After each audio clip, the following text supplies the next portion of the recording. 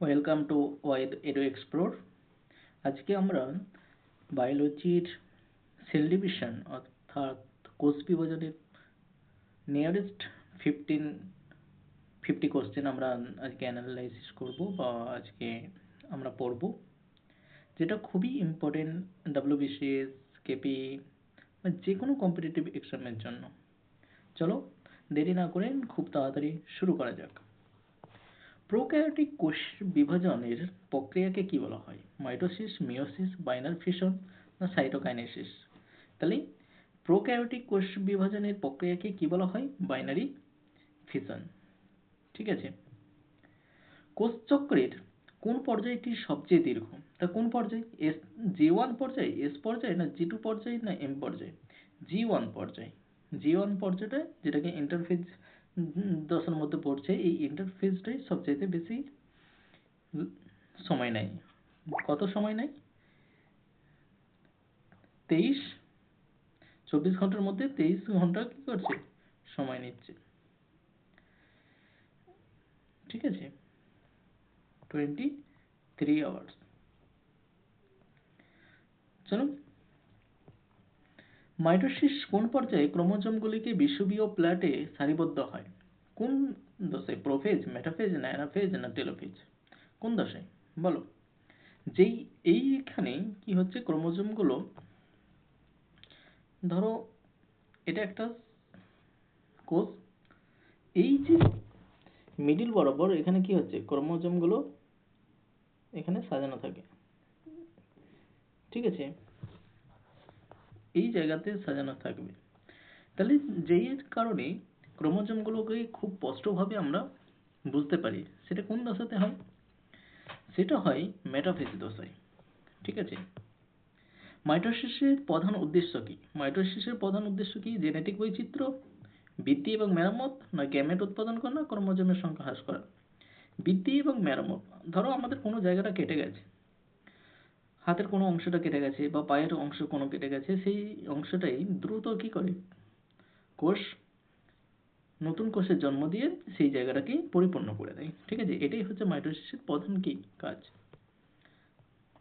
মিয়োসিসের শেষে কতটি বা কতগুলো কন্যা কোষ উৎপন্ন হয়? ঠিক আছে, তো মিয়োসিসের শেষে 4টে হয়। নিচের কোনটি মাইটোসিসের পর্যায় নয়? ইন্টারফেজ, প্রোফেজ, অ্যানাফেজ না টেলোফেজ? মাইটোসিসের পর্যায় নয়, ইন্টারফেজটা। কোষ বিভাজনের সময় স্পিন্ডল ফাইবারের ভূমিকা কি? ডিএনএ প্রতিলিপি করা, ক্রোমোজোম পৃথক করা, কোষ প্রাচীর গঠন করা, না প্রোটিন সংশ্লেষ করা? দেখো এখানে আমি উত্তর দিয়ে রেখেছি, ক্রোমোজোম পৃথক করা। ঠিক আছে, এই ক্রোমোজোম পৃথক করাটাই কার কাজ? স্পিন্ডল ফাইবারের। নেক্সট প্রশ্ন, মিয়োসিস সম্পর্কে নিচের কোনটি সত্য? এটি ডিপ্লয়েড কোষ উৎপন্ন করে, এটি দৈহিক কোষে ঘটে, না এটি ক্রোমোজোম সংখ্যা অর্ধেক করে, না এটি অযৌন প্রজননে জড়িত? তাহলে এর উত্তর কি হবে? এটি ক্রোমোজোম সংখ্যার অর্ধেক করে। কোষ বিভাজনের সময় সাইটোপ্লাজম বিভাজনের প্রক্রিয়াকে কি বলা হয়? ক্যারিওকাইনেসিস, সাইটোকাইনেসিস, না সিনাপসিস, না ক্রসিং ওভার? তাহলে কি বলা হয়? কোষ বিভাজনের সময় সাইটোপ্লাজমের যে বিভক্তি ঘটে সেটাকে আমরা কি বলি? সাইটোকাইনেসিস। এটা আমরা ছোটবেলা থেকেই জানি, তাই তো?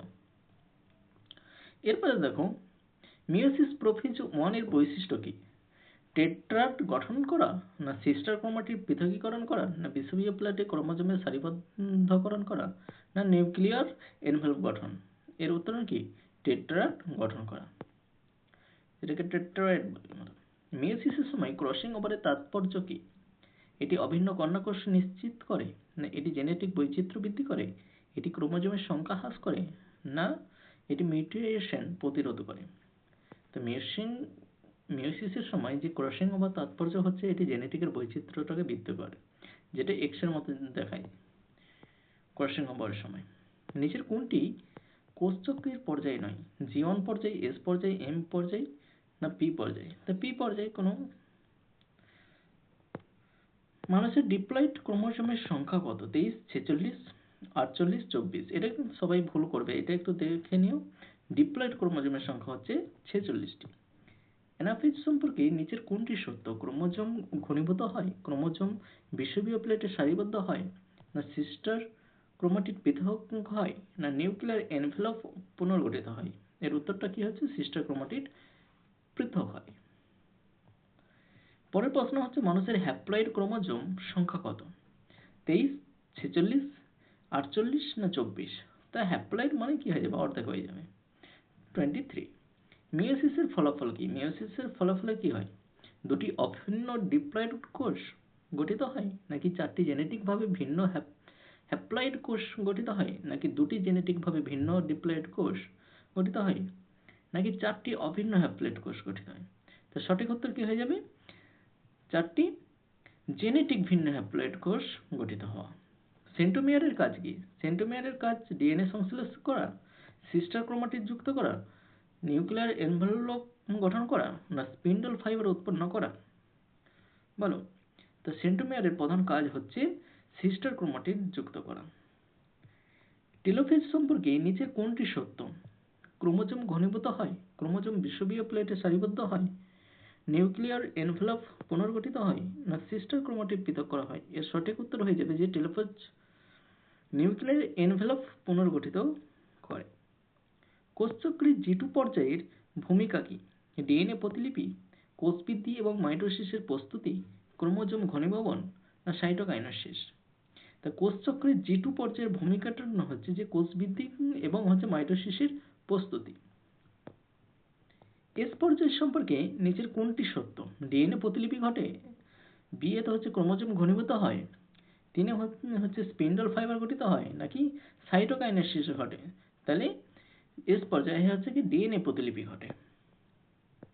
মিয়োসিসের সময় হোমোলগাস ক্রোমোজোমের জোড়া গঠনের প্রক্রিয়াকে কি বলা হয়?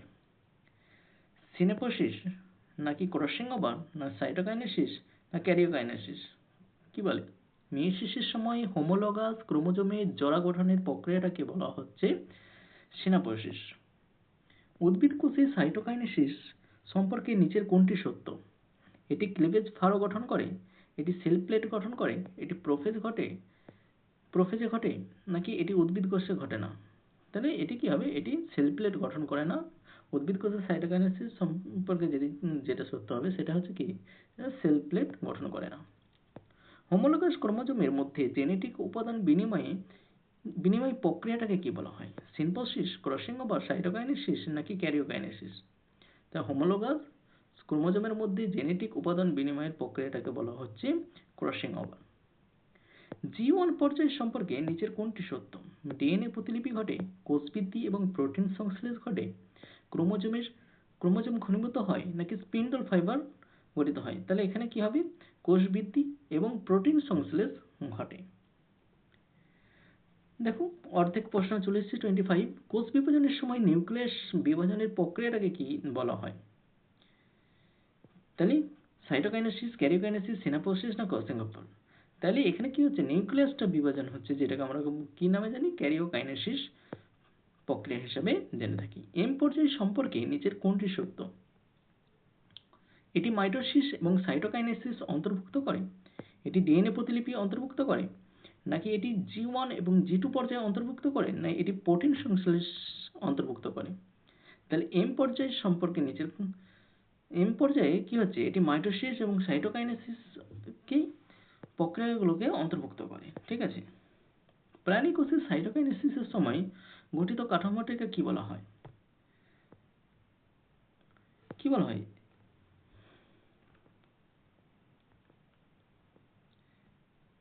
Cell plate, cleavage furrow, spindle fibre, nuclear envelope? উত্তর দেখতেই পাচ্ছ, ক্লিভেজ ফারো, তাই না?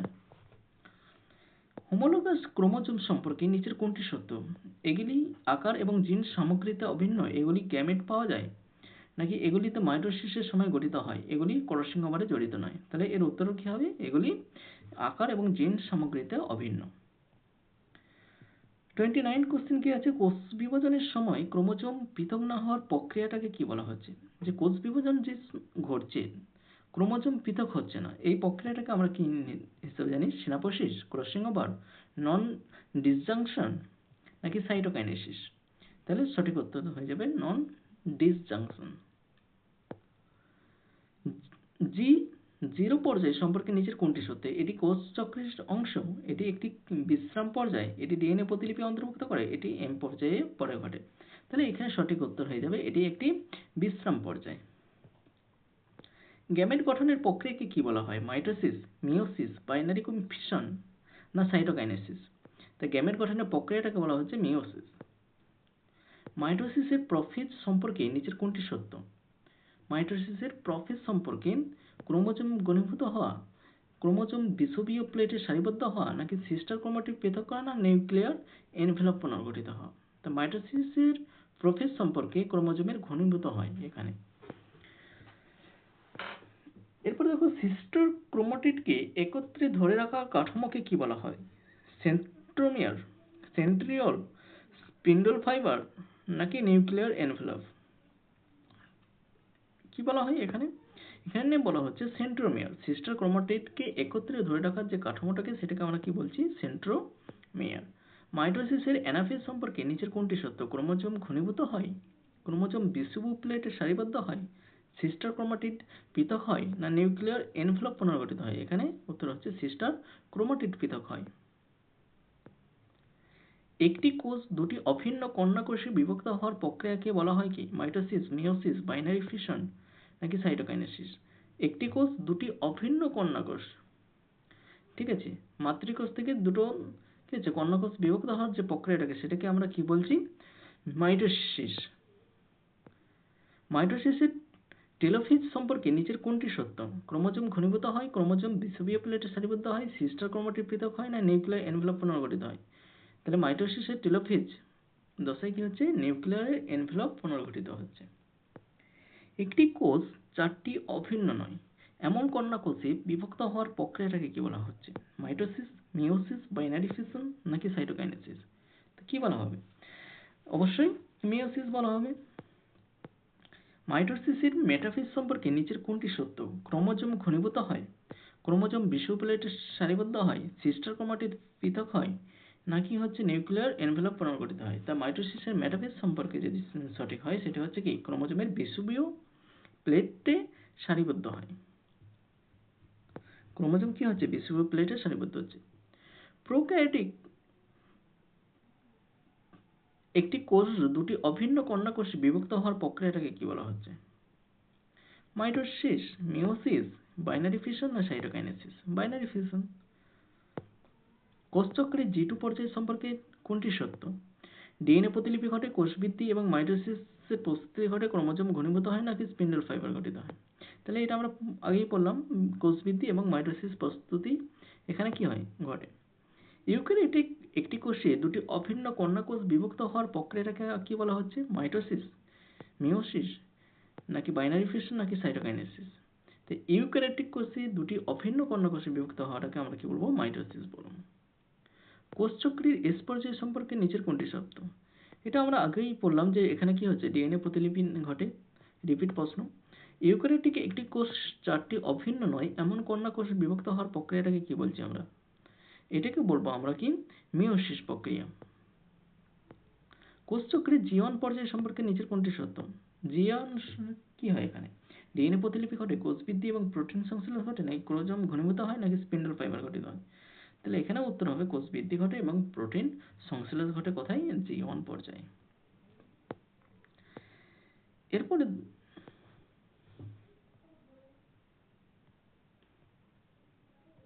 আজকে এই পর্যন্তই।